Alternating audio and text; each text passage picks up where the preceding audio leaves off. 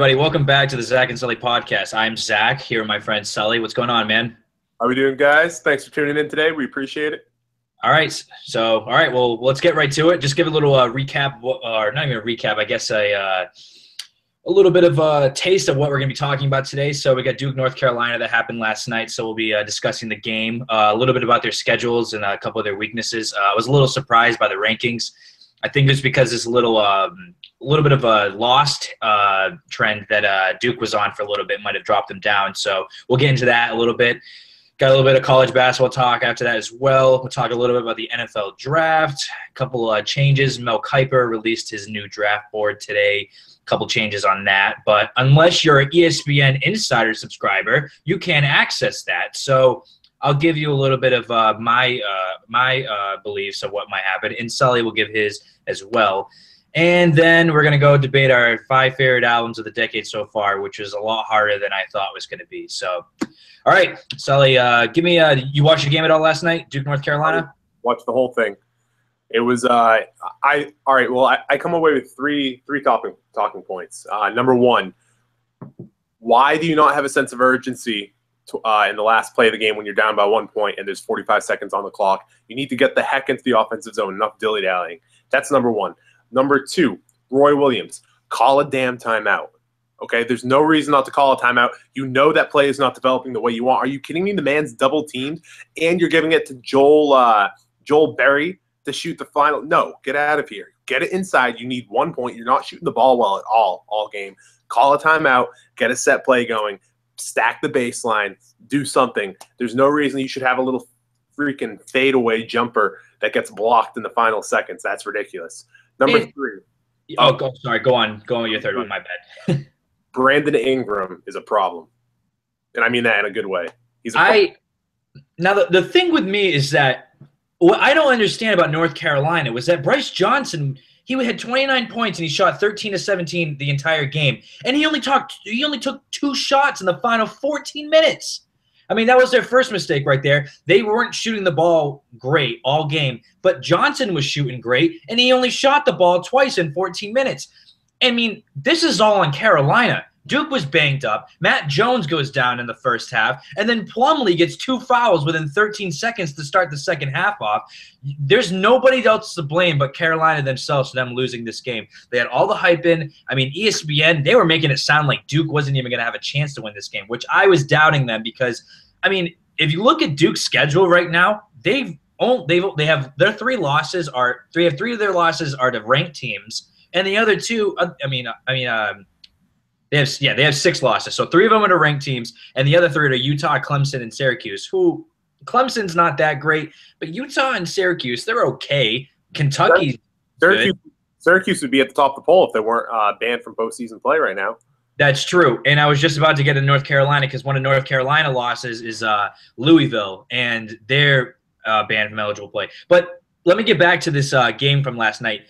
But yeah, you're right. What the hell was Williams thinking? How does he not call a timeout at the end of that game? That was mind-boggling. That that wouldn't dawn on him. Like, this play isn't working. That last shot, that's how you're going to end the game against a Duke? Come on. The thing is, you're out rebounding the hell out of Duke, okay? Duke had no chance in the paint, whether it was off the offensive glass or the defensive glass. So I don't know why you don't heave something up down low and at least give your team a chance to go for a rebound, maybe draw a foul. You know what I mean? You're going to out-rebound whoever's going up against you. They were crushing them on the boards all game. Second of all, when who picked up 2 fouls within like the first 20 seconds? Plumlee, right? Marshall Plumlee. So he gets 2 fouls in like 30 seconds. Go after him. Okay, he comes out of the game. I think I said Marcus Plumlee earlier. I meant Marshall Plumlee. Yeah, Marshall Plumlee. So go after him. Make him pick up that 5th foul. Be aggressive. Sub someone in. Make him hack you. He can be. He's an aggressive player, and the mindset that Krzyzewski had at that point was be aggressive. You can't take your fouls home. Okay, good. Get him the hell out of that game. There's 14 minutes left to play. I don't know why you stuck with him that entire time. Yeah, Carolina's in big trouble now because now, they're ranked 5th and Duke was 20th coming into this game. Carolina's 21-5 now, and Duke is 20-6. And yeah, Duke had that they had that bad stretch where they lost like 3 in a row, I think, under Coach K. It was like the first time that had happened in like 8 or 9 years. And everyone was down on them. Everyone was rubbing their face in the dirt, saying like this team, like They're a completely different team without Okafor. But now I'm looking at it like the ACC is starting to heat up, and they're heating up with it as well. And North Carolina is struggling now. They've lost 3 of their last 5 games. And I'm not gonna like be totally nervous for Carolina, but it's a little bit of a concern because everybody was just giving Duke shit the entire season, especially during that mishap where they struggled for a bit. And now they've looked strong against Carolina. They had, Grayson Allen had that big bucket to help them get over Virginia. Was it last week, I think? Yeah. So they're starting to play good in ACC play.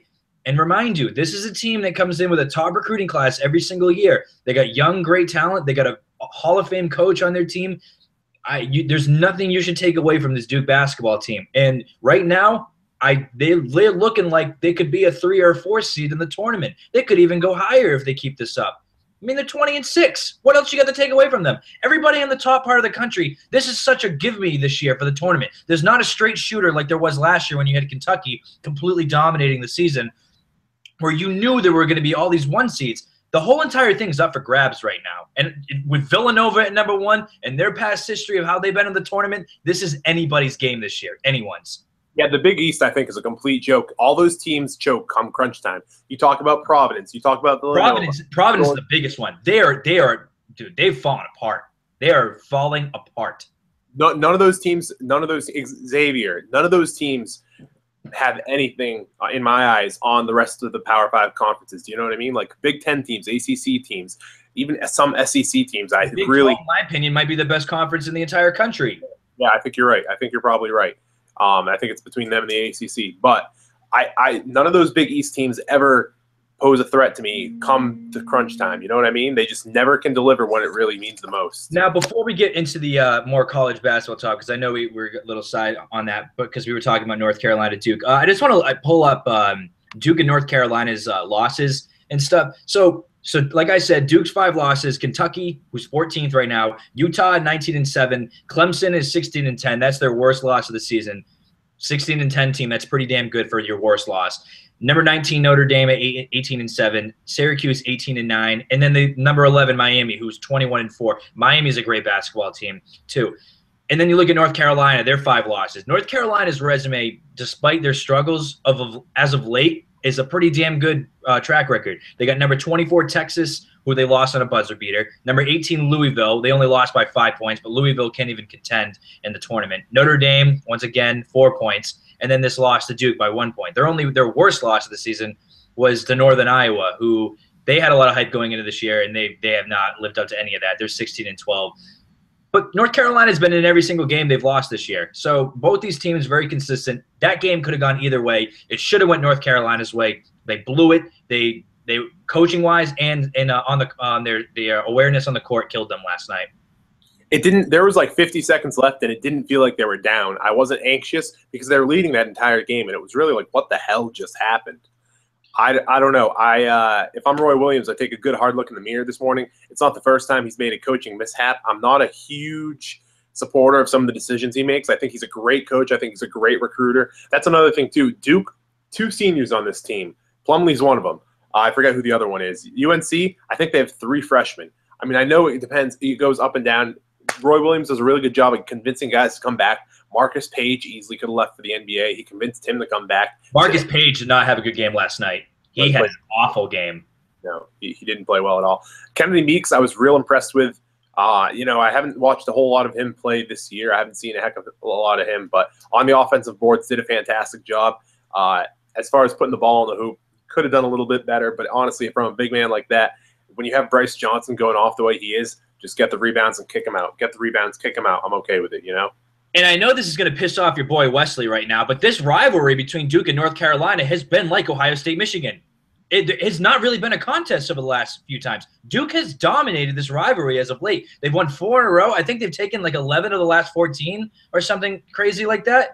It's a good game, but Duke usually comes up on top as of late. But UNC still has the overall in national championships and in games won. They win. I understand they have the overall, and Michigan has the overall in Ohio State, but we're not going to count those phony wins from the 1800s. But that's another thing. But like what I'm saying is, as of late, it's been Duke who's dominated this series, and that's important. You have to it's the same thing you bring when you bring recruits in and you tell them you want to come play basketball in North Carolina, you want to come play basketball at Duke. The first thing they tell you in your head is the game you need to win is when you play Duke or North Carolina. That's the game you need to win. And as of late, the players on North Carolina, they have not amounted to that win. And yeah, I know they won the national championship. I think what, in 09? 09, yeah.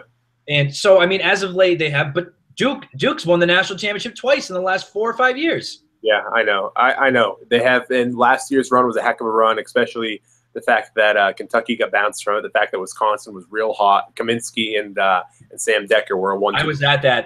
I was at the Wisconsin watch party for that too, because we went to Indianapolis and we went to the Tilted Kilt and we went to the Wisconsin party and we saw them beat Kentucky, and then we came back and saw them lose to Duke. So, but before we get into this, I'm just gonna we'll just wrap that up. But let's get into the college basketball top. So enough of Duke, North Carolina. We've been going all over the place a little bit, so let's get it out there. So give me some of your opinions. Like, what teams have impressed you like this season in college basketball? Like a team, like a 1 seed or a 2 seed that you can see making a run, because sometimes the 1 seeds are there and they have a good season, but there's just something about that team that tells you they're going to exit early. You got any of those teams on your mind?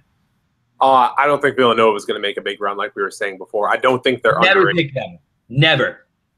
I'm never going to pick a Big East team to make a big splash ever again. I've learned my lesson. I've been doing brackets since I was in middle school. I'm done.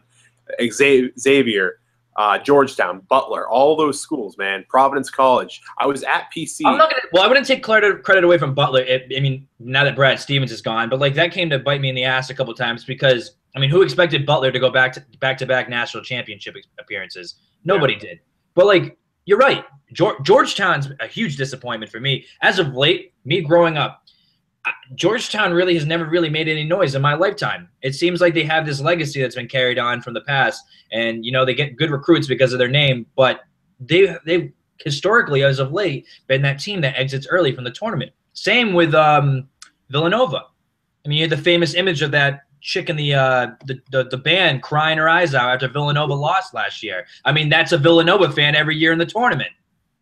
Yeah, I mean, and I'm not even gonna look. I know there's only so many teams that have really dominated the postseason tournament as of late. I know it's real hard to make. I mean, look at UConn. They go ahead and they win it, and then they qualify for the NIT the next year after. When Ohio State played in the national championship a couple years back, the next year they didn't even make it. They qualified for the NIT. It's tough to make runs consecutively, and that's where I give programs like Florida. Like Florida. I know Florida. Absolutely impressive. That to me is one of the hardest things to do in sports. Not only like get back to the Final Four back-to-back years, or what Butler did, like going back-to-back to the championship game, but winning it 2 years in a row, that's insane. You got to give all the props to schools like that. I think Kansas is that team that's going to get to the Final Four. They're just overall a big, strong team. They rebound great. They shoot great. They compete well against top teams. Either them or Oklahoma can make a run. They're both great teams. I think Oklahoma is going to surprise a lot of people. I know they got the best player in college basketball debatably right now in Buddy Hyde, but I don't know. I think they're going to come out of the woodwork and really outplay what their expectations of them are. Iowa looked pretty good until they completely just ate shit last night and lost to Penn State. Like, I don't know where the hell that even came from. That was ugly. That was an ugly game by them. Iowa State. I've watched them play a couple more times, kind of out of random. It's been pretty weird, but no, you're not impressed by him? My deal with Iowa State is this. I had Iowa State in the national championship last year, and they lost in the first or the second round. So yeah. I don't know about them. So I can't make an opinion of them this year. They've looked pretty good in some games. Yeah, so we'll have to see as the season prolongs, I guess. Maryland, another team, the Big Ten, they've looked pretty good. Virginia scares me sometimes, though. Virginia State look very inconsistent, too. I'm just reading out the top 25 right now. Baylor. I've seen Baylor play a little bit. Baylor just broke, too. They're in the top 25 now. They're number 25. Or they might have lost and they might have moved down, actually. But I know they were just on the edge. And last night, I don't know what their chances of sneaking into the tournament are, but I saw Temple play last night. They lost by about 20 to Villanova, but it was a heck of a game for the most of it. So I think they could play spoiler a little bit if they qualify. They're good. Yeah. Wisconsin's looked good lately too. They're on the cusp of getting in. Texas A&M has looked pretty good. I'm looking at teams outside the bubble right now. They won last night, didn't they? Yeah. I cannot believe people were talking about Duke possibly being a bubble team like 2 weeks ago. Like, that is insane. Well, it's because the expectations are so high, and that obviously, like you saw it with Ohio State with football this year. They lose one game, and all of a sudden they drop out of the race. You know what I mean? It's like people build people up. People built Duke up so high, and once they lose a couple games to teams that they are not supposed to, all hell breaks loose. Yeah, it's really weird how that works sometimes, and I'm looking at some other I'm looking at some other teams right now. Notre Dame, they played really well in the ACC. I could see them going to like maybe the Elite Eight or the Sweet 16. Oregon seems very inconsistent to me. Purdue is good. I like Purdue. They played well in the Big Ten as well this season. Kentucky weirds me out sometimes because like they have the talent, but they've had also games where they've looked really, really bad. I mean, Ohio State beat them for God's sakes, and Ohio State has been so inconsistent. And just up until recently, when they beat Michigan the other night, Ohio State really has only had 2 big wins this season against like good teams.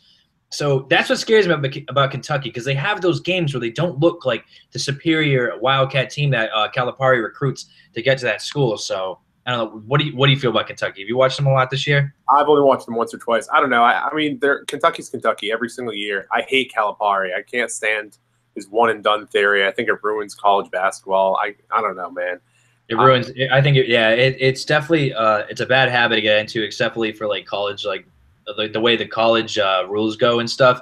I just don't think it leaves a lot of options out for the players, because not all these guys are going to go off to successful careers in the NBA. You spend 1 year at college and then you go to the NBA, and if that fails, where do you go after that? You go back to school? Look at James Young. Look at that D-League. Yeah, so I don't know. I guess it's like it works for him, but for the players afterwards, I guess not. But they got, like I said, Kentucky always has a young team going in, and I'm looking at a lot of these teams, and some of them have been inconsistently bumping in and out. This has been a weird year for college basketball for the most part. Like it's up for grabs. As a fan of college basketball, I'm excited for the tournament. I'm not going to bet any money on anything because it's 100% possibility I'm going to lose money, because these games could go either way. I mean, obviously it's hard to predict, but we had a 1 seed versus a 1 seed last year in the tournament championship. There wasn't much of a surprise. I mean, I guarantee you there were a lot of people that picked Wisconsin and Duke to play in the national championship. This season's a little different, though. I'm kind of surprised. I'm going to be excited to see who makes the run to the Final Four. Yeah, I mean, I had Iowa State in my Elite Eight, so that goes to show how my bet bracket was. I also had Texas going pretty far too. So exactly. All right, let's move on. So we're going to talk a little about the NFL draft that's coming up, I think April or May. So Mel Kiper released his draft board. Unless you are paying a subscription to ESPN, you can't really access that, because every article on ESPN is now ESPN Insider, which is ridiculous. I mean, I get why the journalists need to get paid, but still, like, at least give us a little more information. So Titans got the first pick. They had problems protecting Mariota last year, so a lot of people think they're going to take Lamari Tunsil, the tackle from Ole Miss. I guess now the Browns, that's where the careers go to die, so I feel bad for anybody who has to go there, which is why I was praying that Bosa wasn't going to get drafted by them. But now with the situation with Johnny Manziel, I think they're going to take a quarterback, and they'll most likely take Carson Wentz from North Dakota, or they'll take Jared Goff from Cal. What are your opinions of the draft? You got anything that you think might go a certain way? You're going to take that kid out of North Dakota? He's up on the draft board, and I don't understand. Yeah, like North Dakota State, I mean, yeah, they dominated in what division they played, but like they didn't really play much competition. They kick UNH's ass every single year. Yeah, but that's UNH football, man. Come on. I know. I mean, like this guy. I mean, Jared Goff at least was playing like USC, Arizona State, and like UCLA and like top schools. I mean, Carson Wentz you said it yourself, playing Chattanooga and freaking UNH. And now the Browns are going to take him for the second pick. This has disaster written all over it. Maybe, but I think that's really high for a kid like that. But look at Tony Romo. He's an Eastern Illinois kid, you know, or Eastern Illinois. I get that. And then you get Joe Flacco from Delaware and stuff. But like, I honestly don't understand how that works out. It's just like the competition level from that. You From take them. Oh, You take those guys in like the 4th round, 5th round, and that's low risk, high reward. You know what I mean? You take those guys 2nd overall. when Joey Bosa is on, yeah. when Joey Bosa is on the board and you pass over him for a kid out of North Dakota State. Look, North Dakota State is a powerhouse, and I legitimately think they could take on a handful of teams in the FBS and kick their butts. Not even just win. I think they could actually kick the crap. They 100% could beat Kansas football. I'll tell you that. There's a lot of programs they could beat. That place is a powerhouse.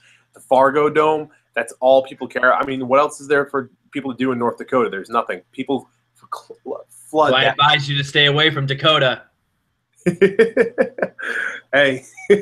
My dad, actually, funny story. He ran into North Dakota fans in Texas when the national championship last year, because he was down in Dallas around the time that Ohio State was playing down there. But they also had the national championship down there, and he said the North Dakota State fans are ruthless. They're drunk. They're crazy. They are out of this. They're out of their minds. They're like Bill's Mafia college style. So, but we'll. If UNH hadn't lost to Eastern Washington in the semis, I was gonna go down there to Dallas and cover it, but. No luck for me, unfortunately.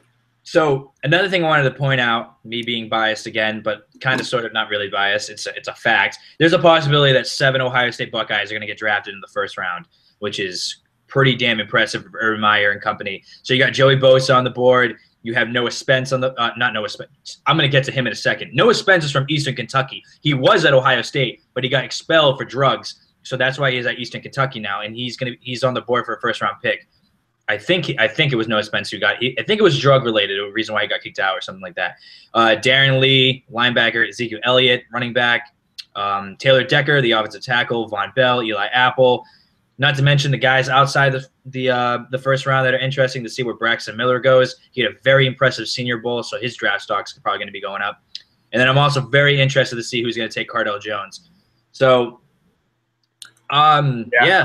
I want to see where Cardell's going to go, and I want to see where Braxton goes. I think he showed in his Senior Bowl that his stock has risen a tremendous amount. It's not easy to transition to a different position, and people were giving him a lot of crap for it. ESPN, the magazine, did an article, and he had a couple big games, but a lot of it was that defenses didn't know how to handle him, and they started to adjust, and he really wasn't molded as an H-back. You know, he had been trained as a quarterback 1 year at one position, or not even a full year, you know what I mean? Like a couple weeks in the preseason at a position. That's not going to help you a whole lot.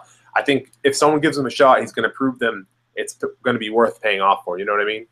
Exactly. And I'm looking at like some players right now that I think could go possibly like maybe like an early surprise.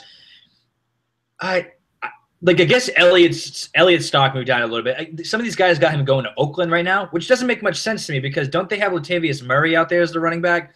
I saw that Houston was looking for a running back because Arian Foster has been so injury prone and he's getting older. So too bad because he's dynamic. Yeah, he's been dealing with the ACL injuries, so I think Houston might be looking at a running back. I'm looking at Eli Apple be a late pick, maybe somewhere to Carolina for another cornerback on the side of Norman and company.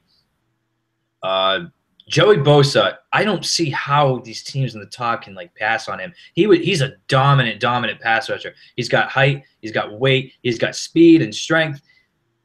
I think he's going to be a stud in the NFL. And I don't see like if the Titans are really that concerned about their offensive line situation, then yeah, take Tunsil at the first pick, the tackle from Ole Miss. But I mean, the Browns, you can take a gamble on that North Dakota quarterback over Joey Bosa. Which I hope they do because I do not want Bosa going to Cleveland. I do not want any Ohio State players going to Cleveland. Yeah, see, the big thing to me is that you see it with J.J. Watt right now, who I know you hate. But you can have an awesome defensive player, but you need the best player on your team to be unavoidable. And you know what? You can avoid J.J. Watt if you're good enough. Speaking of which, Houston needs a quarterback. Do you think Houston might trade up in this draft to grab somebody? I mean, I think Jared Goff would be a great fit for them, but I don't think he's going to fall that late because there's people who are talking about the Cowboys taking a quarterback. I don't know what the deal is with Romo right there. How old is Romo? 37, I think, 36. He's that old? Yeah. I mean, I guess that makes sense now, I guess. But I guess right now they have some people saying that Goff's going to go to Dallas. and Paxton Lynch, the quarterback out of Memphis, might be ended up in Houston because there's no way in hell Houston's making any improvement with Brian Hoyer as quarterback. I'll tell you that. No, but I think Tom Savage has potential, and they just need someone to train him and for him to train under. You know what I mean? I think Tom Savage could be their quarterback in the future. Derrick Henry also declared for the draft. I'm interested to see where he goes. Derrick Henry did? Yes, they're looking at him being like an Eddie Lacy pick in the second round. That blows my mind. Yeah, he's young, that's why, and I guess he's really only been in the spotlight for 1 year, so I guess people were just kind of like being skeptical about it. There's a lot of people who said he's a dominant college back, but they don't think he's going to be much in the NFL. Like he's getting like Trent Richardson comparisons, which I think is a little too early for that. I mean, quote unquote to who's that? Who's the guy on ESPN that goes on First Take all the time? I think it's Ryan Clark. He quote unquote said that Trent Richardson is the worst running back he has ever seen. So what about Fournette's staying another year? Fournette's too young, so he's staying another year. Another prediction I have: I think Cardell Jones might end up in Chicago with the Bears. How will that take? That's going to take a toll on you. Yeah, well, not really. I mean, Chicago needs a quarterback. Cardell Jones, in my opinion, regressed a lot this year. I mean, had he had a good season, he probably would have been a first-round pick, a guy with that size that could throw the ball as well as far as he did. But we've talked about this, you and me. His biggest flaw was that he didn't have a deep threat like he did last year. And the Bears really lost theirs because they like Johnny Knox and Brandon Marshall were their two guys, and Marshall's in New York with the Jets, and Johnny Knox I don't think is ever going to play football ever again after that back injury he suffered 2 years ago. So I don't know, the Bears seem to be like in a lot of trouble too because they gotta find a quarterback that's consistent. They paid way too much money for Jay Cutler. They're gonna have to draft a guy that's gonna go in there and fix that up. They need a wide receiver. They need both sides of the ball. They need guys. And now Matt Forte leaving, they got a lot of holes to fill this offseason. So you got any other further comments just to wrap this up? No, man, I think that's it. Hopefully my boy RJ Harris gets a shot with the Saints. He's a UNH guy. That's why I'm shouting him out. All right, sweet. All right, so this is the final topic of today. We are going to talk about our favorite albums of the decade. I've been a huge fan of the 2010s music. I remember growing up, like in high school, I always felt lost because it was like my parents always talked about how great the music was back in the 80s and the 90s and like even the 70s and before that too. And I felt the 2000s was a very, very weak period for music. There wasn't really anything that stood out to me that I really go back to from that era. I guess maybe towards the late. And then 2009 came around, and then the rise of the indie electronic and like rap started getting better. And I became more impressed with the music. And I think most albums that have come out since 2010, at least from what I've listened to, have been fantastic records. So, Sully, give it at. Let me hear it. Names 5 of your favorite albums? If you want to start off with some honorable mentions, you can name like 2 of those if you want. Do you want to go from number 5 and work our way to 1? Yeah, sure. Go ahead. All right, so my number 5, kind of a dark horse. It's Brothers by the Black Keys. I think great album. Came out in 2010. The Black Keys had 3 albums that came out in this time span. Really hard to pick just one, but I picked this one because it was really what made them big as a band. The first like 5 tracks, I think, all had either radio airtime or a music video, or they were known. It's not like they were just one track for the radio. Real big album, and did a huge part in kind of resurrecting rock and roll and kind of transcending the genre. So the Black Keys Brothers, that's my number 5. What about you? My number 5, I'm going with LCD Sound System, This Is Happening. I love that album. It's an upbeat electronic album. It was like one of the first electronic albums I heard from like when I really started to like get into like, because I always had this persona or like this idea of electronic music that was like do do do do do do do, like annoying, like repetitive stuff. And then I heard James Murphy like bring like a fusion band and bring those sounds into it, and they have really catchy songs. I mean, Dance Yourself Clean, awesome opening track to that album. I Can Change, Home, Drunk Girls. That is an awesome album. So that came out in 2010. So we were in our senior year of high school when that came out. So that is my number 5. What's your number 4? All right. So with number 4,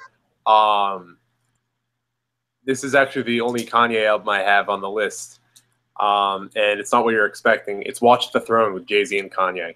Oh, I wasn't expecting that one actually, but that's a good album. I do like that one. I think it's just it has to be on this list because that came out the summer before our freshman year in college.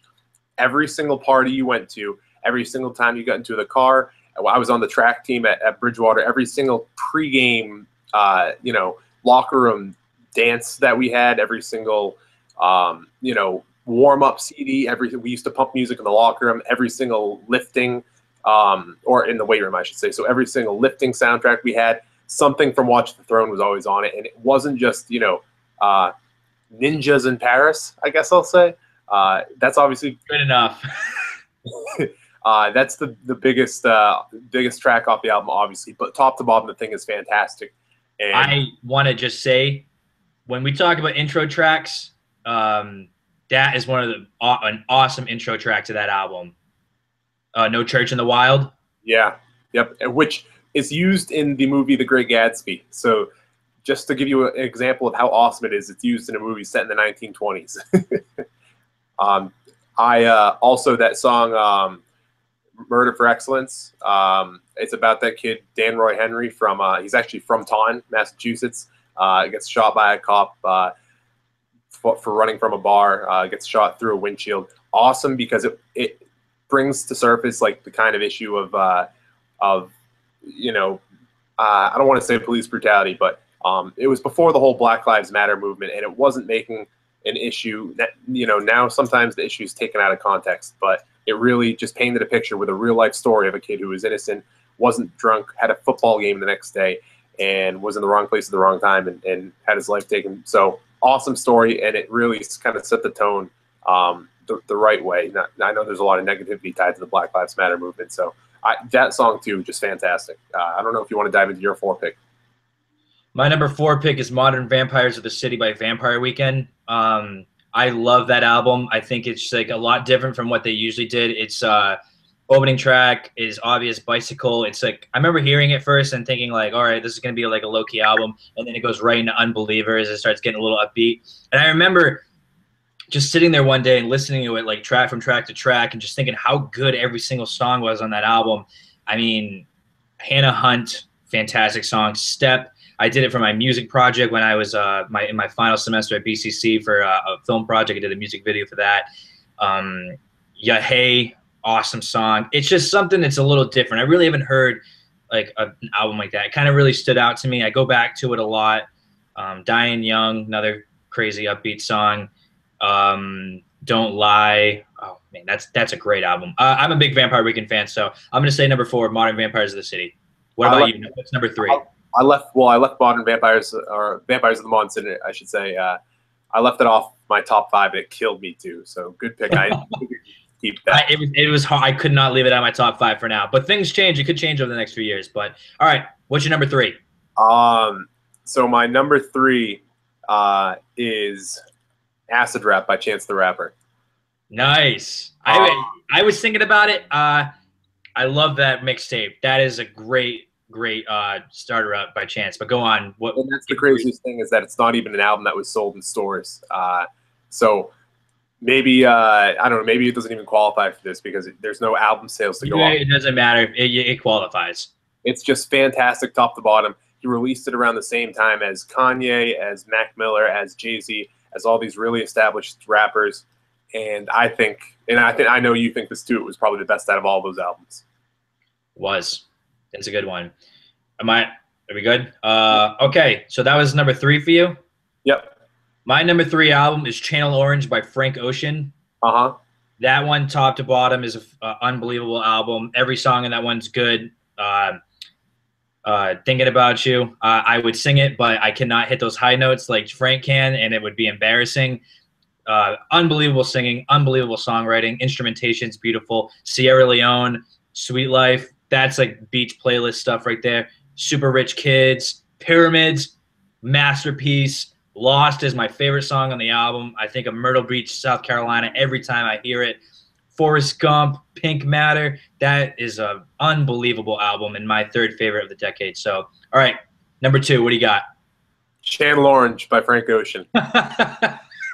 Oh, dude, that was tough leaving it even out of the top two because that album is so good. But go on. Everything you say, it's the best. I have a friend, my friend Marvin said, he said it in a tweet.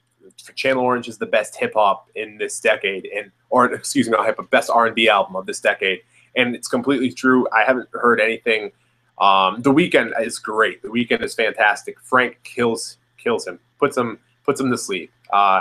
Everything about Pink Matter, the fact that he has Andre 3000 on a song and it's real dark. And then the remix of that song is also featuring Big Boy and Andre 3000. Oh, I haven't even heard the remix. You gotta check it out because they did a remix of it afterwards. They didn't want to do they claimed they didn't want to do an Outkast reunion on his album because it was his debut.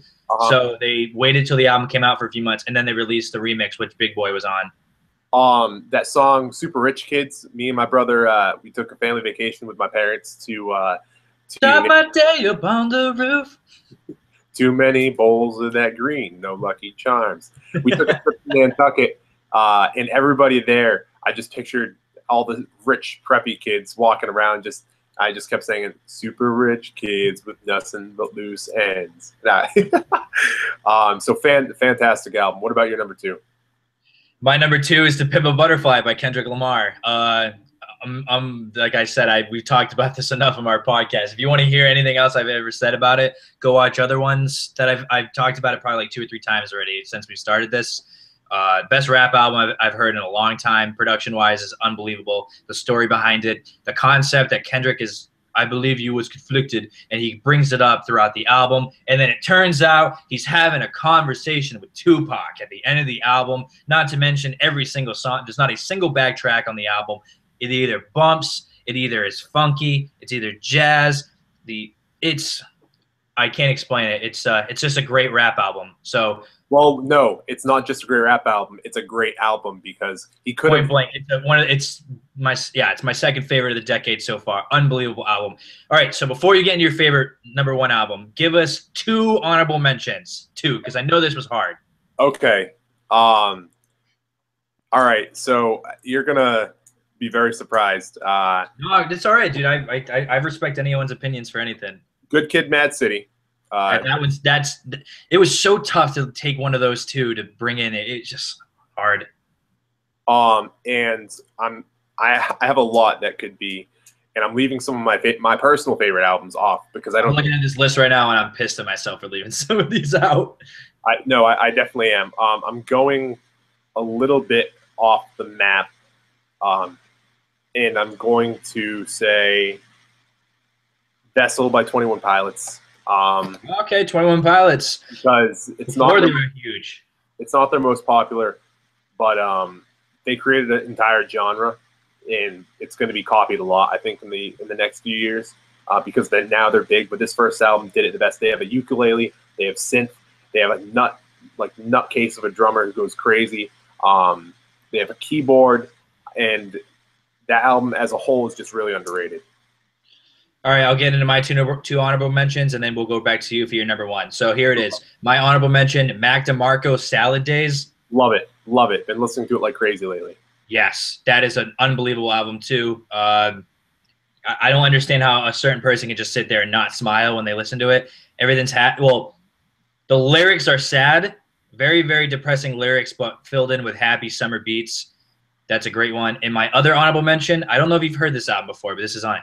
M83, Hurry Up, We're Dreaming. Yeah, I have. I mean, Intro was featured on Art of Flight as long as 8 other songs from that album because they loved it that much. Intro, Midnight City might be one of the best songs of the decade. Everybody's heard it. It's either in a movie. It's like the perfect teen movie at a party kind of song. That's the song of a generation of kids right there. So M83, Hurry Up, We're Dreaming. That is an awesome album. We haven't heard that. Check it out. All right, Sully, give it to me. What is your favorite album of the decade? My number 1 is AM by the Arctic Monkeys. I have that on my list, too. That was tough to leave out. That is, you know what I love about that is the Arctic Monkeys, they started out so successful, and then they, turned into, this, under-the-ground indie album band, and I never thought they were going to come out, and then out of nowhere, they released AM, and they're on top again. That's the best album because I think there's legitimately a lot of these albums I can say the same thing. but there's not a skippable track on that album. Every song is fantastic. Intro tracks written all over it. When you hear the drums for "Do I Want to Know," it just like I knew that album was gonna be good.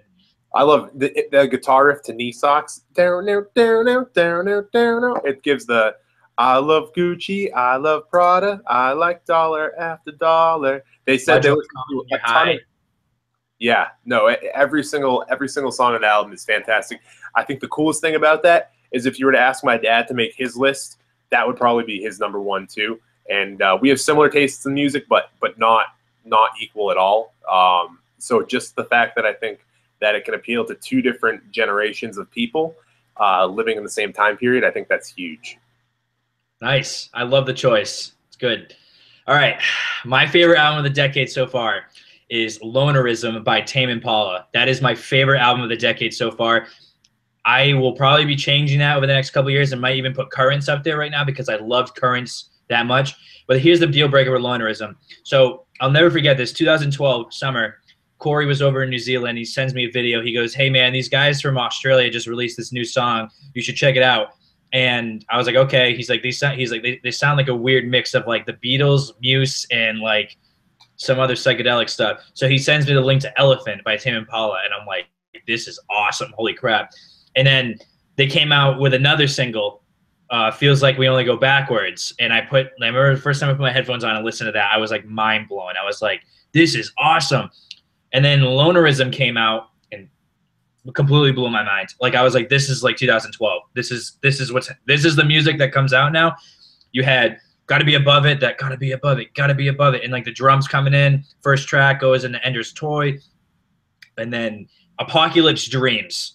Oh my God, that song is just out of this world, incredible. Mind Mischief, Music to Walk Home By goes into Why Won't They Talk to Me? Not to mention Keep on Lying, Elephant. And then the end of the album is just incredible with Nothing That Has Happened So Far has been anything we could control. Longest title in the history of music. But that song, when those like trippy synths come in, it's so much nostalgic for me. I think about just summers in Dartmouth and stuff. I don't know why. None of my friends can identify with it, but I identify with that.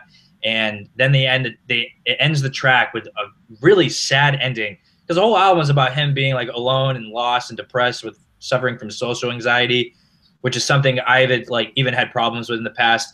And it's just it's an album I can relate to a lot, and it's a beautiful album. But it ends with him just playing the piano, singing about how he's alone, and his father like died of skin cancer, and like he was like a big supporter of him. And then it ends with this weird these weird psychedelic sounds and transitions. My favorite album of the decade.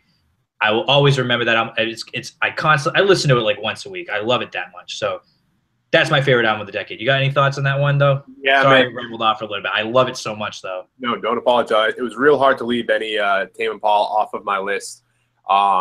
They're fantastic. That album, I really couldn't pick the two between Lonerism and Currents. I think we have a common theme, though, is that sometimes albums it might be fire when it first comes out, but if it can withstand the test of time, that proves how great it really is. And I think Currents has proved that. Or excuse me, I think Lonerism has proved that. I think Frank Ocean's or Channel Orange has also done that, especially because he hasn't come out with anything else yet. I don't know if you want to just run through a couple others on your list. Yeah, I had My Beautiful Dark Twisted Fantasy on here too, but Kanye's Image has really been pissing me off, so I've been reluctant to leave that off. But still a good album. Daft Punk Random Access Memories is another one I had on the list. Arctic Monkeys A&M Good Kid, Mad City was on that list as well. It was just a blend of all kinds of different things. I just feel like I've been listening to. MGMT's Congratulations was another one of my favorites. I didn't think it had the hits like Electric Feel and Kids, but overall, it's a solid album. It's a different taste, and yeah, I'm a big indie fan and stuff. So I love that. I love that kind of music, and I listen to a little bit of rap, but for the most part, those are mine. You got anything else on the list you want to wrap up with? Well, I think I was surprised because I think I love hip hop and I love rap, but I'm probably a bigger rock fan and alt rock, indie rock fan as a music genre. But making this list, I think this is a huge point in hip-hop history, and I think people are taking that for granted right now because there's a lot of crap coming out too. But the albums that are being put out are fantastic. Stuff I left off my final list, My Beautiful Dark Twisted Fantasy as well. To Pimp a Butterfly, I mentioned Good Kid, Mad City already. Macklemore's The Heist, not top 5. I don't think it's even top 10, but it has a huge place in my heart. But completely biased list, man. You can put whatever the hell you want on it.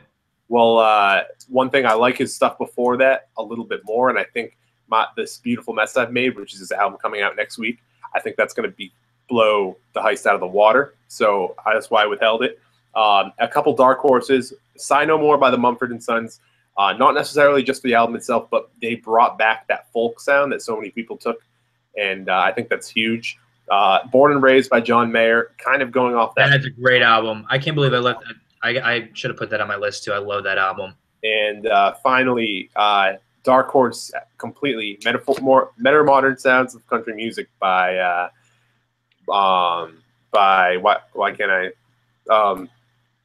Sturgill Simpson. Any of you people who try to tell me that country music is Jason Aldean and any of that shit, I don't want to hear it anymore. Sturgill Simpson is country music. Go check him out. Fantastic. Old school country sound, kind of trippy stuff, though. Go listen to it. I saw him live. It's even better live, obviously. Yeah. I just give us a little wrap up here. So we're going to be ending just a moment by now. But like I said, like I end every show with, we have a Facebook page, got a Twitter page. Like us, follow by the updates. I put out a blog the other day that stated 10 albums you might or might have not heard of. And I listed a couple of them. Sully, you should, if you get a chance, you can do a write-up as well. Put some more albums out there. Like I said, we love sharing our opinions with people about music. We're huge music fans. Like we said, this is just our opinion. This is not what we think are the best albums, though I strongly believe they are. But it's just our opinion. So, but yeah, check out the blog. Check out the cast. We'll have this up for you soon. So disagree with us, tweet at us, post on our Facebook page. Let us know how badly our lists suck and what you think belongs on there. We're more than open to hearing about it. Sounds great. All right. Well, I'm Zach. I'm Sully. Thanks for tuning in, guys. We appreciate it. All right. Take it easy. Enjoy your weekend.